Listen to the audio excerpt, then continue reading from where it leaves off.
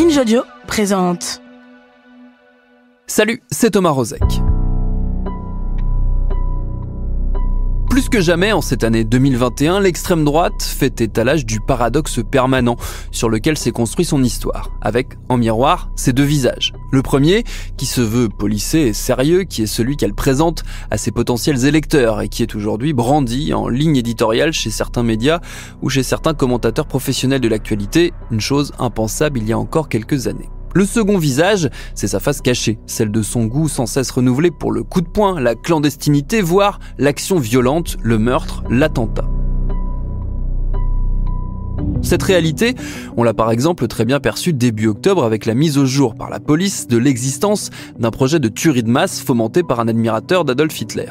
Ces histoires se multiplient dans la presse, avec le constat que la tension et la tentation de la violence augmentent dans les groupes de droite radicale. Il y a un an, on s'était interrogé sur ces nébuleuses très actives et je vous propose aujourd'hui de réécouter l'épisode qu'on avait tiré à l'époque de ces questionnements. Bienvenue dans Programme B.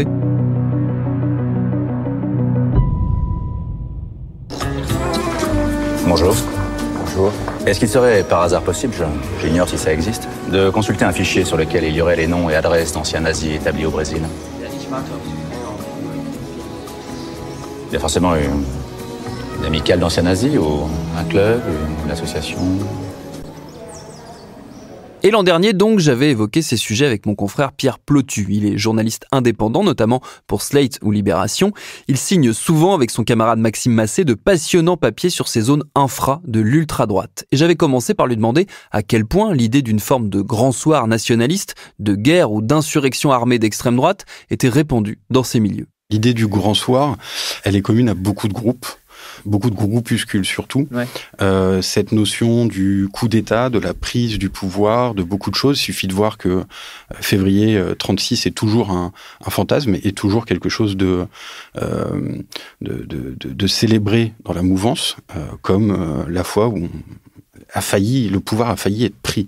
Il y a globalement quand même deux types de groupes, ceux qui essayent, typiquement Génération Identitaire, qui aiment à se décrire en Greenpeace de droite, alors disons plutôt dans ce cas-là en activiste du racialisme. Génération Identitaire cherche à convaincre les cœurs et les esprits à être le fer de lance, la petite graine qui plus tard donnera les germes d'une prise de conscience généralisée qui permettra de l'accession au pouvoir de ces idées. C'est plus du lobbying assez classique finalement. C'est ça, c'est quelque chose qui a été volé à l'extrême gauche, à Gramsci, qui est justement le fait, cet entrisme. Convaincre. Voilà. Après, il y a d'autres groupes effectivement qui rêvent d'une prise de pouvoir par la force. Et à l'intérieur de ces groupes, alors il y a quelques groupes très classiques, mais qui n'en font plus autant état qu'auparavant. Pourquoi ? Parce qu'il y a les autorités ont vraiment sévi à raison. En tout cas, la loi a été appliquée sur ce type de discours. C'est quelque chose qui est toujours fantasmé et rêvé du groupe, par exemple, comme les nationalistes, résucés du PNF, héritiers de l'œuvre française d'Ivan Benedetti et de Feu Pierre Sidos, mort très récemment. Mais il y a aussi de plus en plus, et je pense que ça, c'est plus une nouvelle résurgence, une nouveauté, entre guillemets, d'un fantasme, d'un effondrement qui vient, et donc d'une préparation individuelle qui mêle des militants, ou en tout cas des convaincus, qui vont chercher dans le survivalisme des éléments, sans que ça rende le survivalisme ni d'extrême droite, ni conspirationniste, ni quoi que ce soit. Et à l'intérieur, commence à apparaître, Street Press a fait une très bonne enquête sur un groupe qui s'appelle Vengeance Patriote, très récemment, qui est la résultante de cette nouvelle tendance, c'est-à-dire que c'est un groupe qui cherche à se structurer autour de cet effondrement qui vient.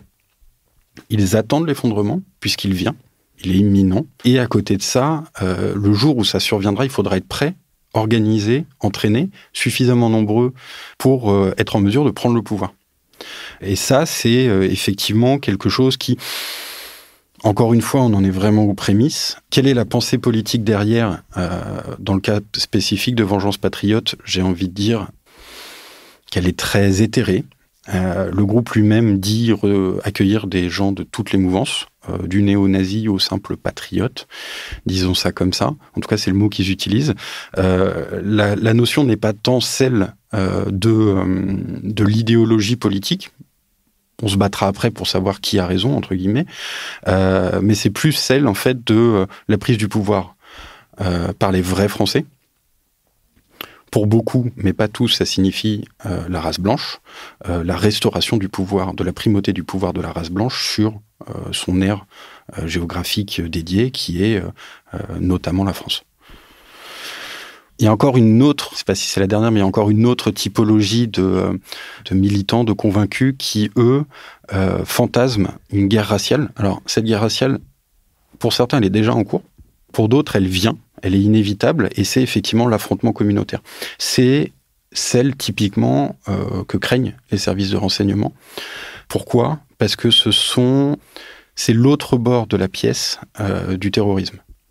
Aujourd'hui, il y a un terrorisme djihadiste qui a déclaré la guerre à la France, disons les choses comme elles sont, et en réaction, les services craignent depuis un certain nombre d'années, Calvar l'a dit en 2016, que se monte une autre tendance opposée, nationaliste, raciste, qui prennent les armes et qui pousse à l'affrontement communautaire.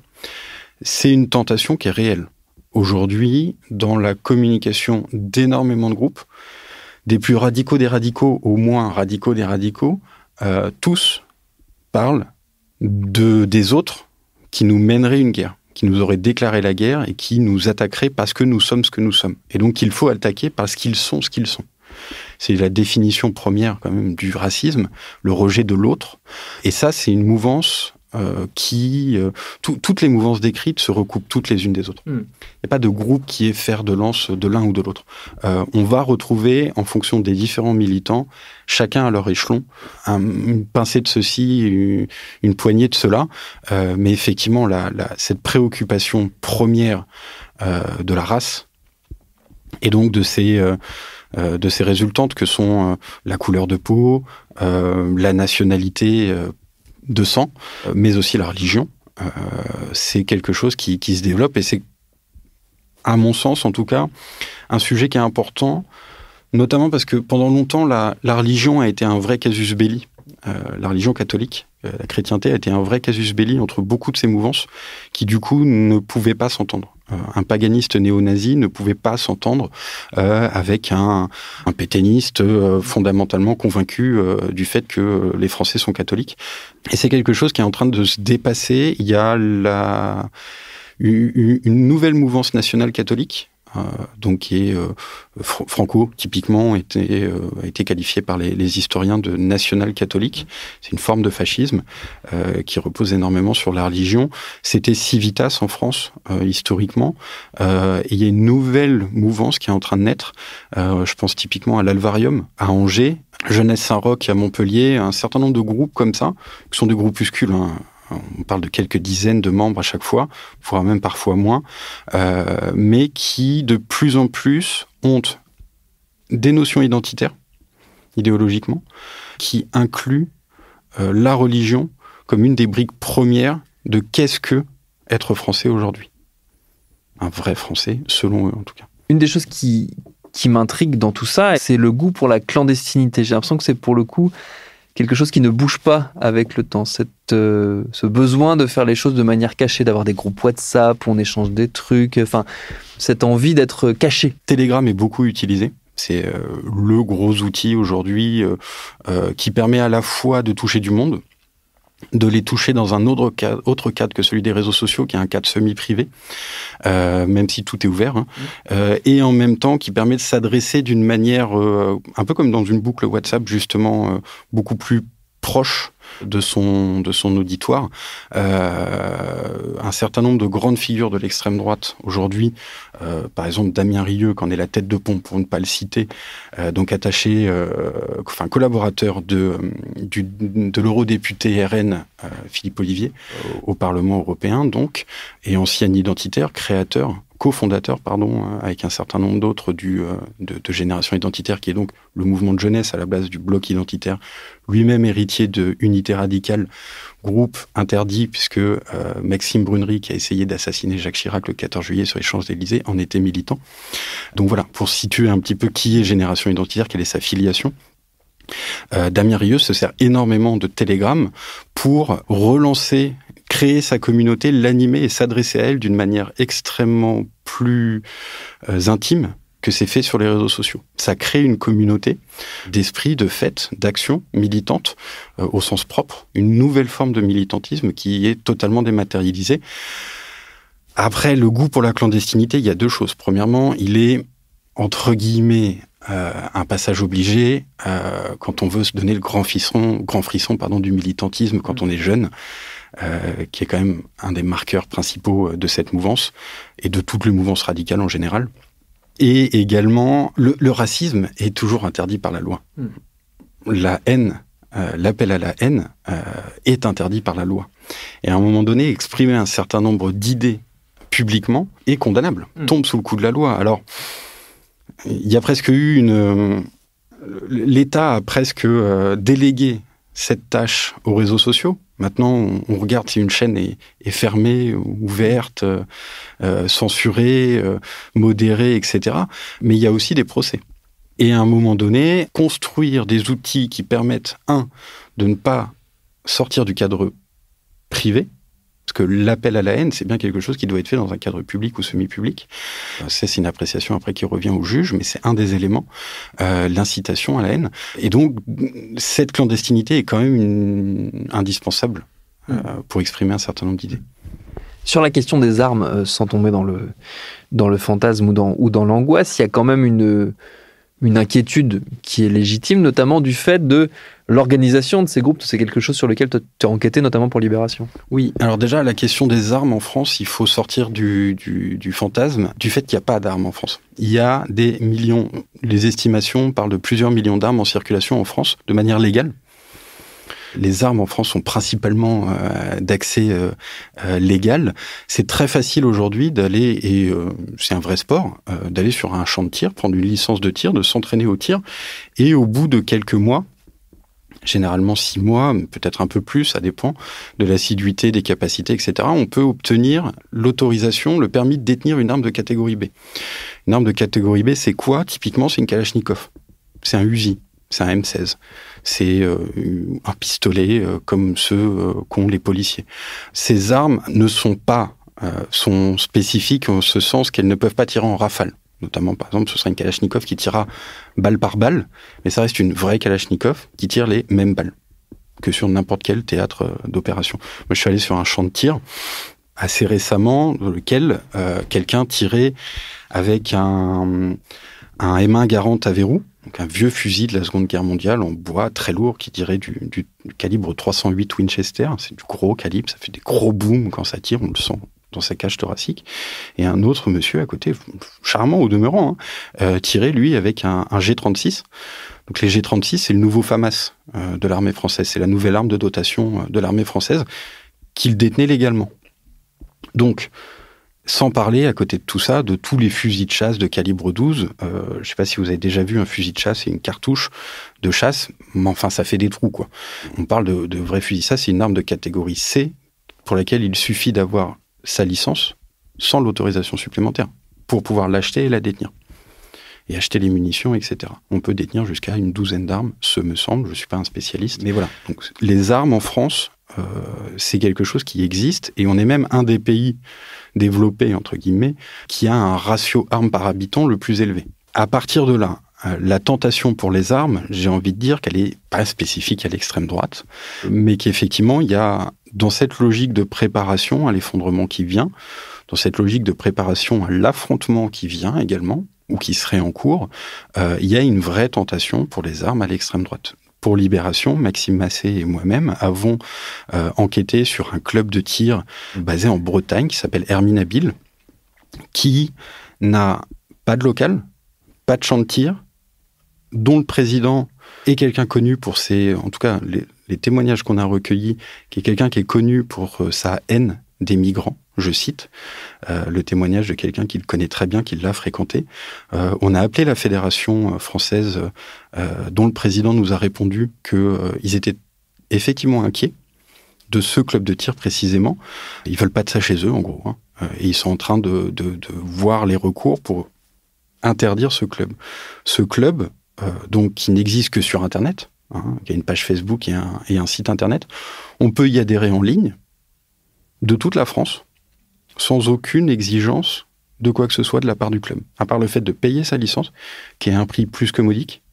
On est de l'ordre de 90 € de mémoire. Et du coup, on obtient les documents, on obtient sa licence. Enfin, eux font la demande à la fédération. Alors, faisaient la demande à la fédération. La fédération a suspendu leur pouvoir de délivrer des licences.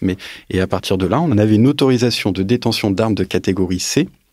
Et donc, on pouvait acheter un fusil de chasse, une 22 long rifle, etc., etc.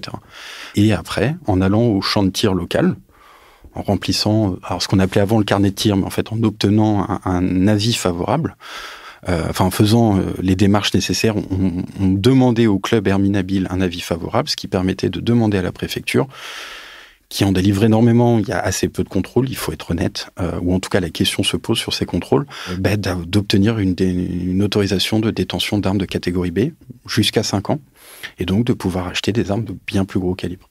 Ce club, il a une vocation politique. L'idée derrière, c'est d'armer des gens.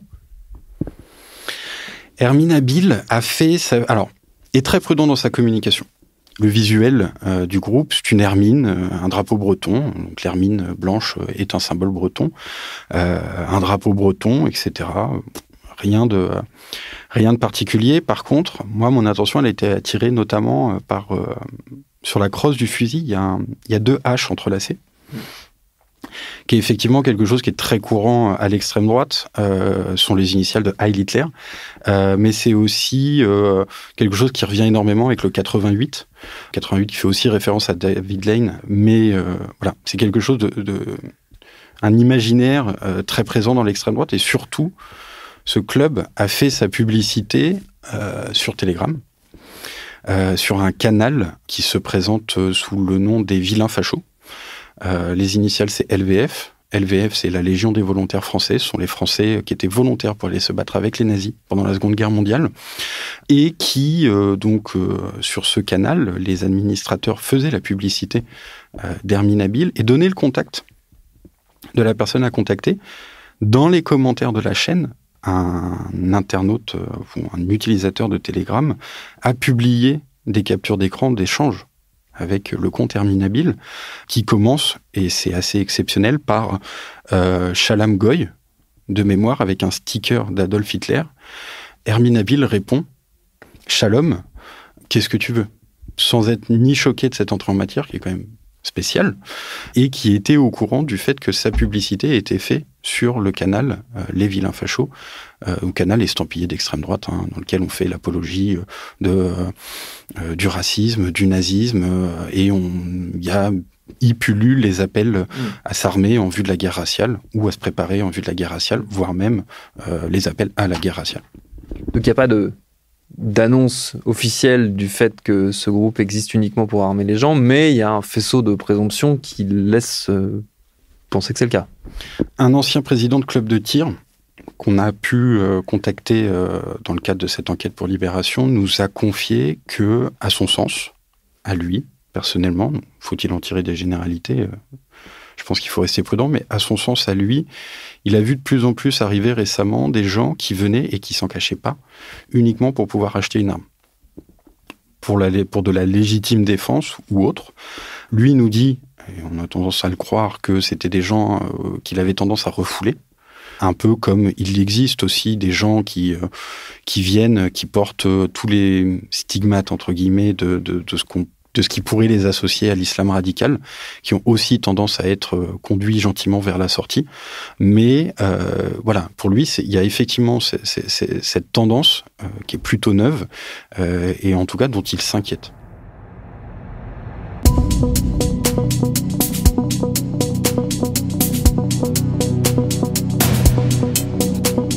Et Et depuis l'an dernier, cet épisode, le club de tir en question a changé de président et remplacé tout le bureau de son association, mais pas le logo avec ses 2 haches entrecroisées avec la crosse sur le fusil qu'on évoquait plus tôt. Merci à Pierre Plotu pour ses réponses. Programme B, c'est un podcast de Binge Audio préparé par Lauren Bess, réalisé par Elisa Grenet. Tous nos prochains épisodes, nos très nombreux épisodes précédents sont et seront à retrouver sur toutes les applis de podcast. Cherchez-nous sur internet si vous voulez nous parler et à très vite pour un nouvel épisode.